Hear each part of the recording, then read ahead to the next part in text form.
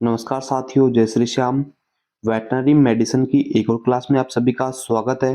तो जो भी साथी भाई वेटनरी से संबंधित किसी भी भर्ती परीक्षा की तैयारी कर रहे हैं तो दोस्तों ये क्लासेस आपके लिए हर एग्जाम के लिए महत्वपूर्ण साबित होने वाली है। तो क्लास में लास्ट तक जरूर बने रहना। चलिएगा दोस्तों, आज की क्लास का पहला क्वेश्चन देखते हैं। मिल्क फीवर एवं कीटोसिस बीमारियां किस श्रेणी में आती हैं? तो दोस्तों जो मिल्क फीवर होता है और कीटोसिस जो बीमारियां होती हैं ये मेटाबॉलिक डिजीज के अंतर्गत आती हैं। अभी मेटाबॉलिक डिजीज होती क्या है कि उपापचय के दौरान यानी जो उपापचय क्रियाएं होती हैं उनकी गड़बड़ी के कारण से मेटाबॉलिज्म जो रिएक्शंस होती हैं उनकी जो गड़बड़ी होती है उसके कारण से जो डिजीज उत्पन्न होती है उन्हें मेटाबॉलिक डिजीज बोलते हैं। जैसे कि कौन कौन सी बीमारी हो गई, आपकी मिल्क फीवर हो गई, कीटोसिस हो गई, ग्रास टेटनी हो गई। ये सभी किस प्रकार की बीमारियां होती हैं? मेटाबॉलिक बीमारियां होती हैं। बात कर लेते हैं जीवाणु जनित जो बैक्टीरिया के कारण से उत्पन्न होती हैं बीमारी। जैसे कि इसके एग्जाम्पल के बारे में बात कर लें तो थनैला हो गया, आपका टीबी हो गया और दोस्तों ब्रुसेलोसिस। ये सभी बीमारियां किस प्रकार की होती हैं? जीवाणु जनित बीमारी होती है। परजीवी जनित यानी पैरासाइट के कारण से जो दोस्तों जो बीमारी होती है परजीवी जनित कहलाती है। जैसे कि कौन कौन सी? बबेसियोसिस, ट्रिपनोसोमियोसिस जो बीमारी होती है परजीवी के कारण से होती है। ठीक है दोस्तों, इसके बाद में अगला क्वेश्चन देखते हैं। मिल्क फीवर किस समय ज्यादा होता है? तो दोस्तों जो मिल्क फीवर होता है एक प्रकार की मेटाबॉलिक डिजीज होती है। ठीक है, तो ये दोस्तों परसरों के 72 घंटे में होने की दोस्तों यानी परसरों क्रिया के 72 घंटे के अंदर होने की संभावना सबसे ज्यादा होती है। कौन सी डिजीज की? मिल्क फीवर डिजीज की। ठीक है, उसके बाद में अगर आप मिल्क फीवर डिजीज का अच्छे तरीके से ट्रीटमेंट नहीं कर रहे हो, गलत तरीके से कर रहे हो, तो दोस्तों ये मिल्क फीवर जो अवस्था है बीमारी होती है कौन सी अवस्था में कन्वर्ट हो जाएगी? कीटोसिस अवस्था में कन्वर्ट हो जाती है, जो कि परसरों के 5 दिन तक के होने की संभावना होती है। यानी परसरों के 5 दिन तक कौन सी बीमारी हो सकती है? कीटोसिस बीमारी हो सकती है। दोस्तों इसी प्रकार से अगर क्वेश्चन की क्लासेस अच्छी लग रही हैं तो दोस्तों चैनल को सब्सक्राइब करेंगे और आगे भी दोस्तों इसी तरह की क्लासेस देखने के लिए बेल आइकन को जरूर प्रेस करेंगे। चलिएगा दोस्तों अगला क्वेश्चन देखते हैं। गाय का लेटी हुई अवस्था में लगातार फ्लैंक की ओर गर्दन मोड़कर देखना किसका लक्षण होता है? पाइका का, मिल्क फीवर का, कीटोसिस का या दोस्तों लहू मूतना का? दोस्तों राइट आंसर करेंगे कि गाय जब लेटी हुई अवस्था में फ्लैंक की ओर लगातार देखती रहती है गर्दन मोड़ करके, ये दोस्तों कौन सी बीमारी का लक्षण होते हैं? तो राइट आंसर यहाँ पे करेंगे ये कीटोसिस बीमारी का लक्षण होता है जो कि मेटाबॉलिक डिजीज होती है। तो दोस्तों ये जो कीटोसिस बीमारी होती है किसके कारण से होती है? शरीर में ऊर्जा की कमी और दोस्तों शरीर में कीटोन जो बॉडीज होती है उनकी अधिकता हो जाती है। यानी ऊर्जा का जो लेवल है, जो ऊर्जा है ये तो हो जाएगी दोस्तों कम और कीटोन बॉडीज की दोस्तों अधिकता हो जाती है शरीर में कीटोसिस बीमारी के अंदर, जो एक मेटाबॉलिक डिजीज के अंतर्गत आती है। बात कर लेते हैं पाइका बीमारी। तो दोस्तों जो पाइका बीमारी के अंदर पशु क्या होता है कि जो अखाने योग्य पदार्थ होते हैं, जो वस्तुएं होती है उनको खाने लग जाता है। ये बीमारी किसके कारण से होती है? पोषण संबंधी विकार होता है। जैसे कि लकड़ी खाने लग जाता है, मिट्टी खाने लग जाता है, हड्डियां खाने लग जाता है और गोबर आदि को भी दोस्तों खाने लग जाता है पाइका बीमारी के अंदर। मिल्क फीवर के बारे में मैं आपको बता ही चुका हूँ। परसों के 72 घंटे के भीतर दोस्तों ये बीमारी होने की संभावना सर्वाधिक होती है और दोस्तों किसकी कमी के कारण से होती है? कैल्शियम की कमी के कारण से दोस्तों ये मिल्क फीवर बीमारी आपको देखने को मिलती है। बात कर लेते हैं लहू मूतना के बारे में। तो दोस्तों लहू मूतना बीमारी क्या होता है कि पशु के पेशाब में जब रक्त की उपस्थिति हो जाती है उसे दोस्तों हेमोचूरिया या लहू मूतना बीमारी कहते हैं। ये लहू बीमारी जो यानी लहू मूतना है ये किसके कारण से होती है? फास्फोरस की कमी के कारण या जब कोई पशु जहरीले पदार्थों का सेवन, पौधों का सेवन कर लेता है तो ये बीमारी आपको देखने को मिलती है। कौन सी? लहू मूतना। ठीक है, अगला क्वेश्चन देखिएगा दोस्तों कि वह बीमारी जिसमें गाय पीछे के पैरों पर खड़ी नहीं हो पाती है, कि वह कौन सी बीमारी होती है? जिसमें गाय पीछे के पैरों पर खड़ी नहीं हो पाती है, कौन सी बीमारी होती है? तो दोस्तों राइट आंसर करेंगे जो डाउनर काउ सिंड्रोम होता है, इस बीमारी के अंदर जो गाय होती है अपने पीछे के पैरों पर खड़ी नहीं हो पाती है।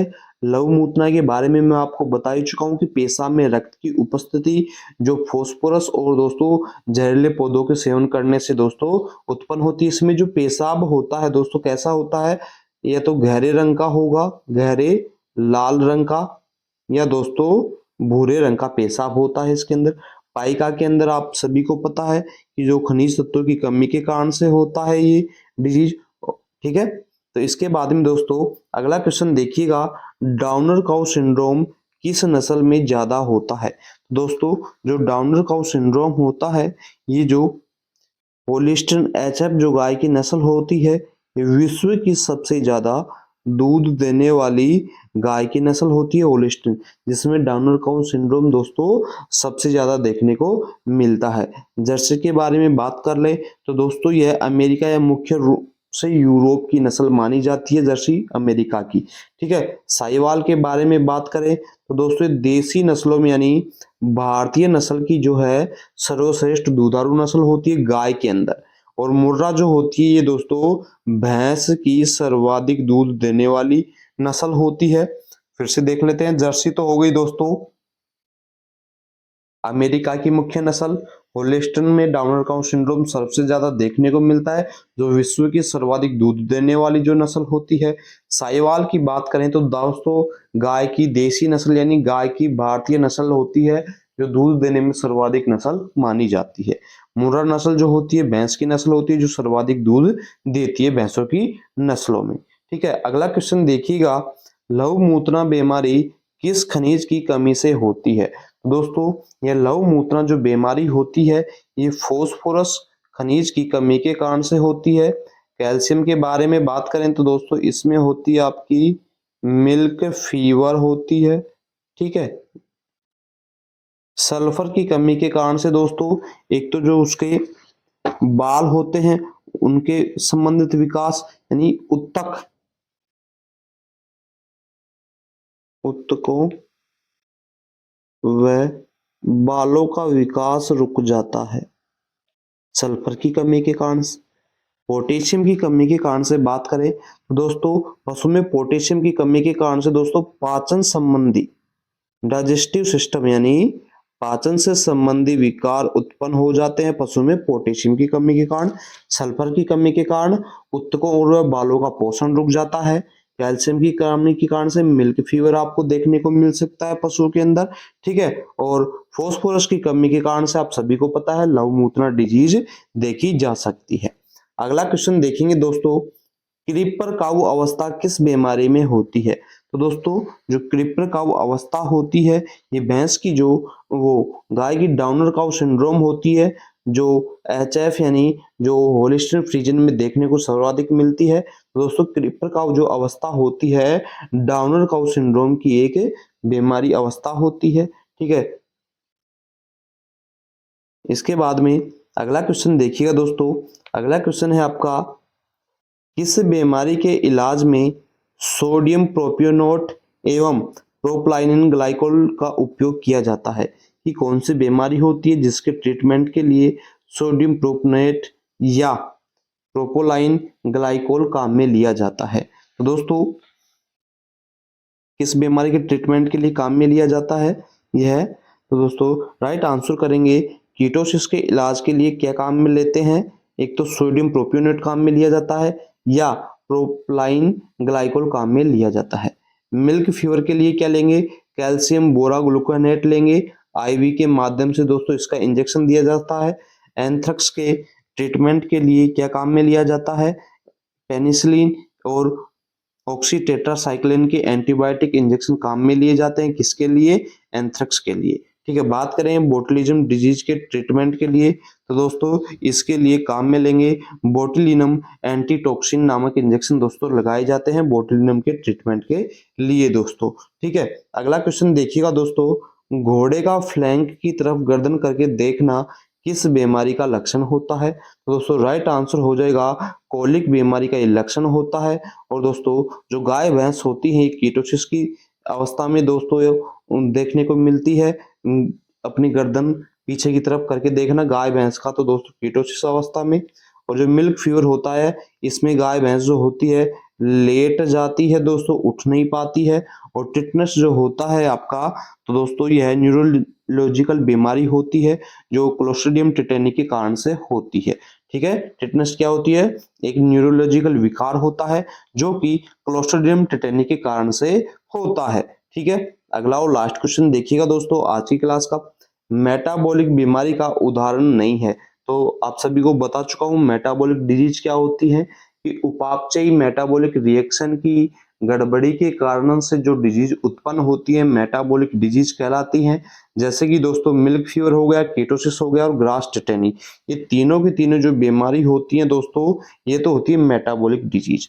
जो स्कर्वी होती है ये विटामिन की कमी के कारण से होती है। और दोस्तों विटामिन भी कौन सी होती है? विटामिन सी की कमी के कारण से कौन सी बीमारी होती है? आपकी स्कर्वी। ठीक है, और जो milk fever, ketosis, grass lactation tetania, आप इसे ग्रास टिटेनी भी बोल सकते हैं, जो मेटाबॉलिक डिजीज होती है। इन दोनों डिजीज के बारे में अपन इस वीडियो में बात कर चुके हैं। अब बात करेंगे लैक्टेशन टिटेनी के बारे में। तो दोस्तों यह गाय भैंस के अंदर किसकी कमी के कारण से देखी जाती है? Mg यानी मैग्नीशियम की कमी के कारण से देखी जाती है। लेकिन दोस्तों जो घोड़ी होती है उसमें किसकी कमी के कारण से होती है? लैक्टेशन टिटेनी कैल्शियम Ca की कमी के कारण से दोस्तों घोड़ी के अंदर होती है। मेनली गाय भैंसों में मैग्नीशियम की कमी के कारण से, लेकिन घोड़ी में कैल्शियम की कमी के कारण से होती है। तो दोस्तों ये कुछ क्वेश्चंस थे अपने वेटनरी मेडिसिन से संबंधित। दोस्तों आज की क्लास आपको अच्छी लगी है तो दोस्तों सभी भाइयों के पास में इस क्लासेस को ज्यादा से ज्यादा शेयर जरूर करेंगे। थैंक यू दोस्तों, धन्यवाद।